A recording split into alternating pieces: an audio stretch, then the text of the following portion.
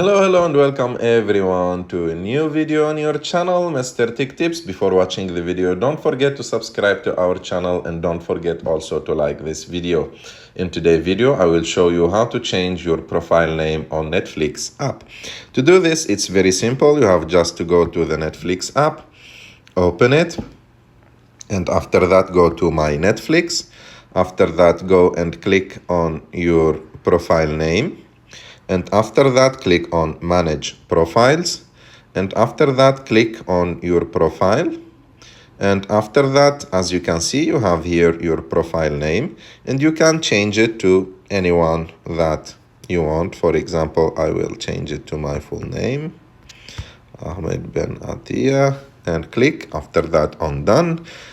Done again, and as you can see, my profile name has changed. I hope that you like this video. If you like this video, don't forget to subscribe to our channel, to like this video, and see you in the next one.